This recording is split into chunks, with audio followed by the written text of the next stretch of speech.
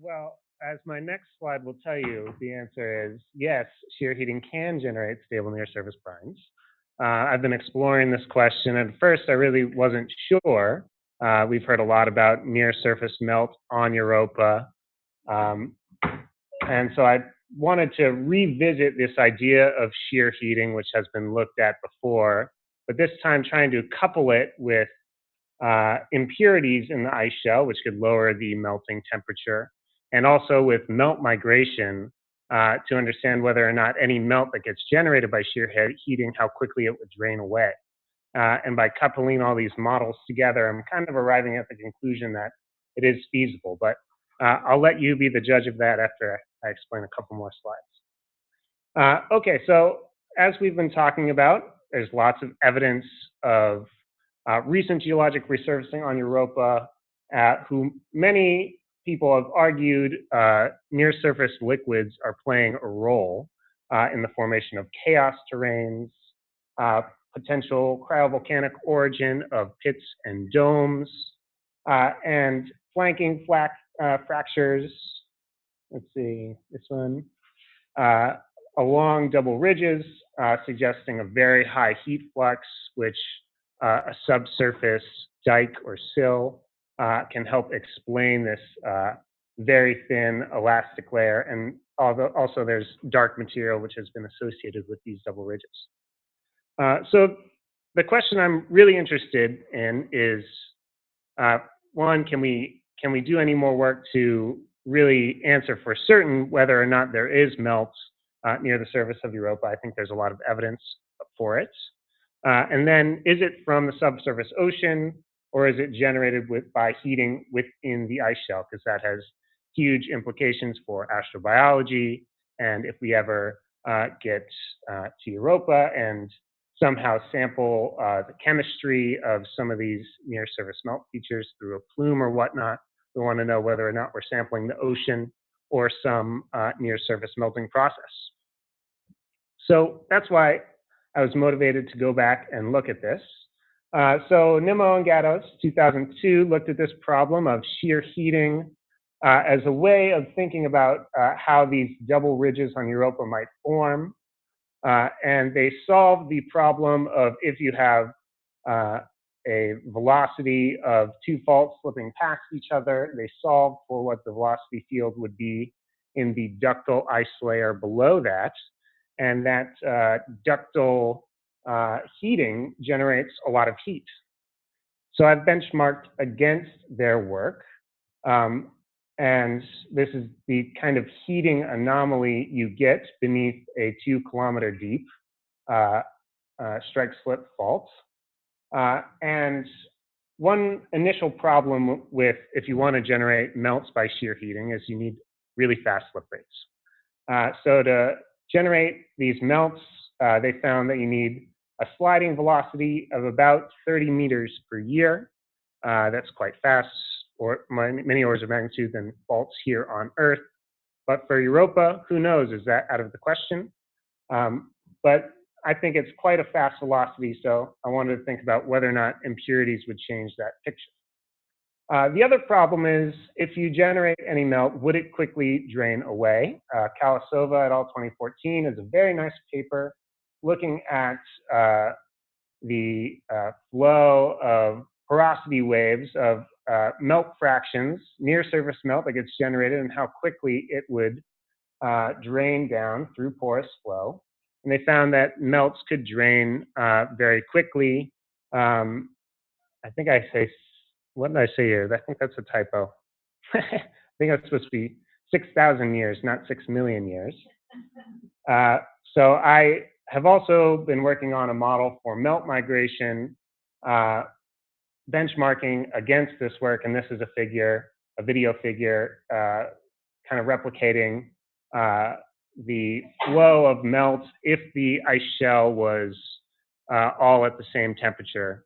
So very simple model, but it shows that porosity and the flow of melt by porous waves might prevent any significant fraction of melt from building up near the surface.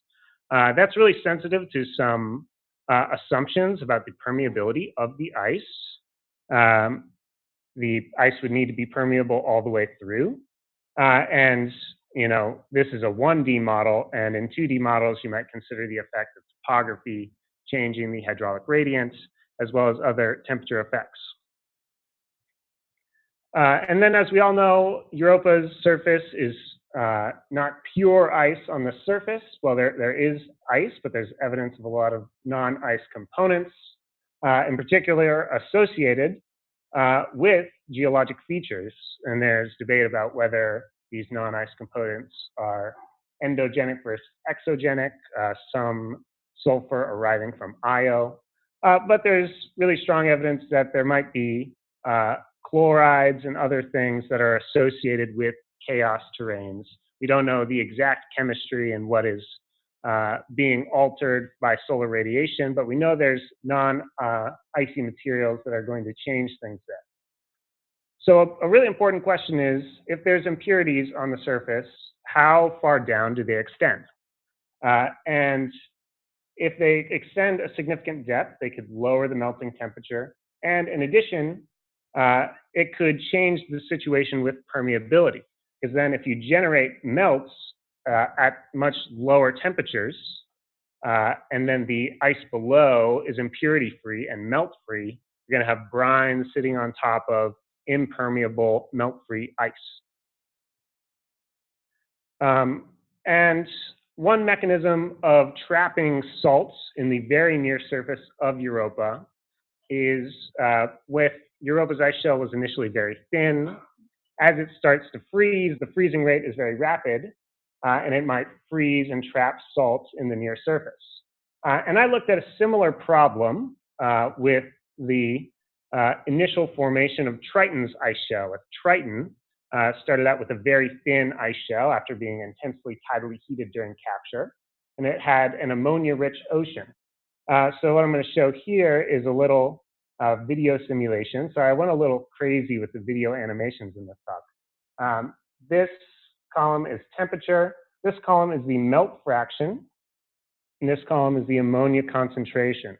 And what you're going to see during the video is the ice shell is thickening, so all these lines are going down. And the melt fraction, you see there's an area where there is 0 melt fraction. That's where it's below the solidus temperature of 176 Kelvin. And then there's an area where there's higher melt fraction due to the presence of ammonia and partial melt there. And what you're going to see is the amount of partial melt in the partially molten zone is going down. All that melt is draining down into the subsurface ocean as the ice shell thickens, but some of it can't do it faster than the ice shell is thickening, so ammonia gets trapped. So this amount of partial melt is freezing into the ice shell, and the amount of ammonia that gets left behind decreases with depth. So a similar kind of concept could be thought of as potentially having occurred at some point on Europa if it went through a period of intense tidal heating, let's say, and had a very thin ice shell. You might be trapping salts on the surface of Europa. And this is an idea that has been discussed by others, and you'll hear more about with Jacob as well. So the hypothesis that I'm testing with the model is that impurities near Europa's surface could allow shear heating to generate these brines that would remain stable near the surface. And the way I'm testing it is with this numerical model I'll be discussing, which includes solving for the evolution of a strike-slip fault on Europa, the thermal evolution, and the migration of melts. And I want to constrain what are the slip conditions required to generate this melts. What quantity of impurities are we talking about here? Is it reasonable, or do you need 30% salt? So I wanted to kind of get a handle on some of these questions and how fast the brines migrate downward. So let's jump into the model. As I said, it has 3 parts. This is kind of a perspective of view of the surface of Europa where we see strike-slip offset. So we're dealing with a 2D model with slip in and out along the fault plane. Everything I'm assuming here uses a 1 kilometer deep strike-slip fault and a 10 kilometer thick ice shell. Those are just assumptions, and I'm I want to play around with modifying those numbers to see how they change things. But the first part is to model the fault evolution. So we assume that the plates are all sliding at this constant velocity, and we're changing that velocity as an input between these ranges here. But we're also considering cyclic velocity. Instead of just permanently driving the fault forward, we're also thinking about whether tides could be driving slip back and forth. We're then solving for what the velocity is in the ductile layer, assuming the velocity is at equilibrium. And the viscosity of the ice shell, which is very important. We're using a cumulative flow law of Goldsby and Kolstad 2001. I'll jump ahead here. Okay, so for the heating, there's the frictional heating along the fault, of course. And then there's also the heating due to the permanent slip. So that's any viscous deformation that is due to the permanent slip along the fault. And in addition to that, there's also tidal heating due to the cyclic slip back and forth. So those are two different things, and that'll become important later. We solve for the thermal evolution, accounting for the latent heat that gets generated by any melting. This dphi dt here is the change in melt fraction with time. Okay, so then for the impurities, we're kind of assuming a impurity-rich layer, and we're varying the thickness as an input variable from 0 to 3 kilometers. Impurity concentrations from 0.1 to 5%. The impurities that we're considering include hydrogen sulfide, which has a very low solidus temperature of 211 Kelvin, sodium chloride, magnesium chloride, as well as pure ice. So I'm assuming just binary systems. So you have these systems which we're treating in isolation.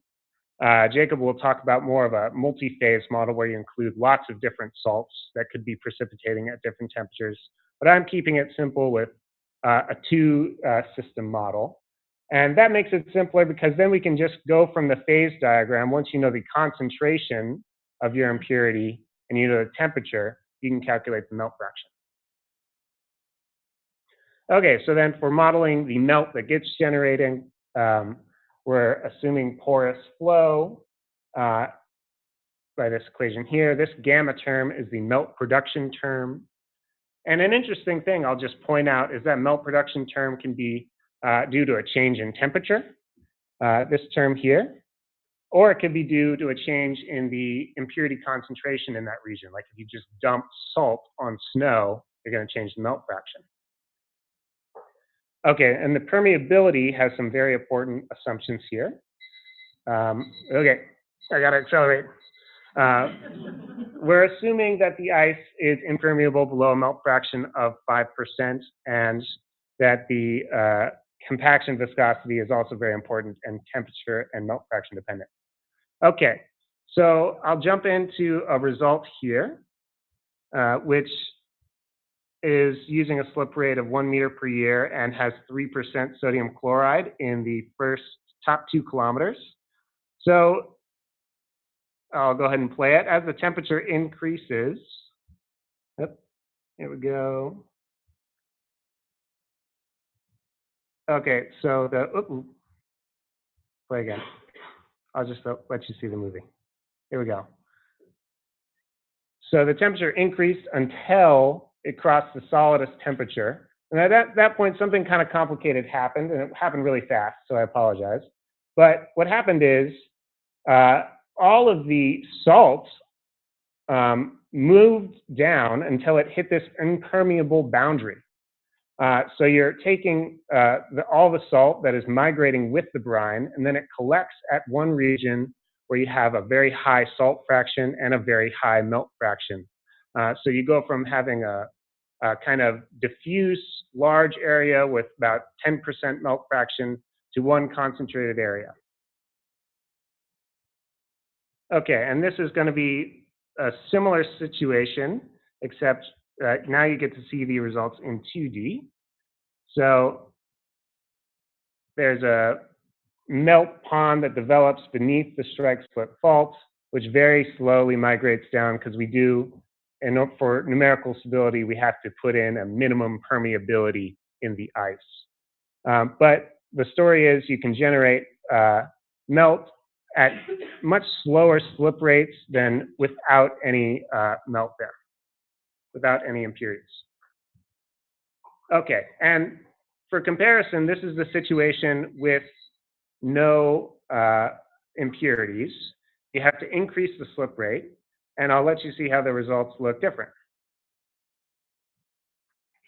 Okay, so you're getting melt developing in the column, and note that the melt fraction in this region stays below 10%, because as soon as it's forming, it's beginning to drain down. So very different situation. When you have impurities in the surface, you can build up melt. If you don't have impurities in the near surface, you have a whole melt column where the melt is easily draining down. Okay, and this is the last one I'll show here.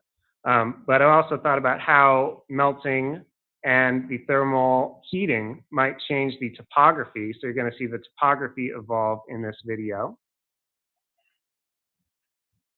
Okay, and as thermal expansion happens, you generate a mound, and then as you build a melt pocket, that causes the surface to contract, and you can form what appears to be a double ridge. And the topography is exaggerated. This ridge is only about 30 meters high. But I think it's really striking that you can generate something that resembles a double ridge while generating a melt pocket that might explain the flexure there. I'll skip through this, but I've explored many different scenarios with constant velocity versus cyclic velocity. And that kind of changes the velocities required in order to generate melting. With cyclic velocity, you need sliding back and forth by about 1 meter per tidal cycle. But if you're thinking about if you have impurities that lower the melting temperature, then you only need to slide back and forth by about 20 centimeters per cycle. All right, so I've been working more on this problem, and I think it's really interesting that for much more reasonable slip rates, you can generate these brines, and they don't really migrate down. They can collect in areas of high salt content and high melt fraction. And you can generate features that resemble double ridges at the same time. And I'm working on, instead of using the slip as the boundary condition, using the tidal stress as the boundary condition to actually calculate what slip rates you get from the stress. And that's work to come. I'll leave it there.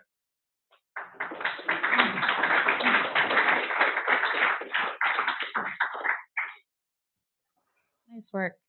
My question has to do with, you mentioned that there has to be permanent slip as part of your heating, like that helps heat and create brine. So that would imply to me that you should be seeing strike slip offsets along these ridges. And my experience is that not only do not all ridges show strike slip offsets, but some of the largest ridges do not show strike slip offsets. So how do we explain that, or is that something we could use to test the conditions of the model? Well, I'm looking at cyclic slip also. You don't necessarily need permanent slip in order to generate heating. And in fact, it changes things a little bit, because with the permanent slip, you get a lot of ductile heating at depth. With just cyclic slip, you get a lot of heating at the near surface, but you can still be colder at depth. And I think you're right. Most double ridges don't necessarily show evidence of offset, although we do see, strike slip offsets of up to 50 kilometers along some ridges and bands. I recall my undergraduate days spent mapping strike slip faults on Europa, and it was long and arduous. But most of them are small, and definitely there are many more double ridges than there are strike slip offsets. So it's just curious to me that the ubiquitous process is double ridges, and the less common process is the reason you have double ridges. Well, you can have cyclic slip and no permanent slip. And so they go all the way back to exactly where they started every day? Yeah, or they can have, I've explored a number of different options. You can have a lot of cyclic slip and a very little bit amount of permanent slip.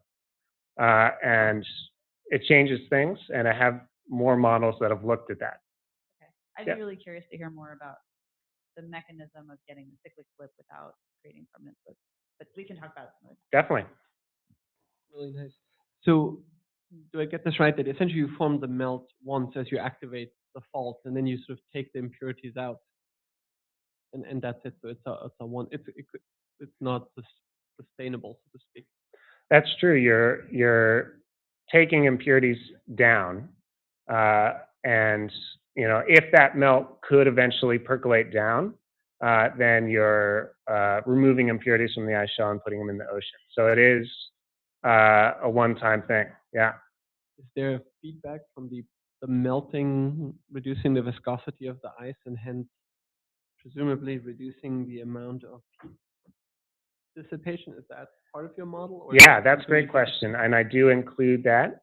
Melt reduces the viscosity by an order of magnitude per 10% melt, I believe is what I used. And actually, it's really interesting. For the case with impurities, where you have a much lower melting temperature, it doesn't make a big difference.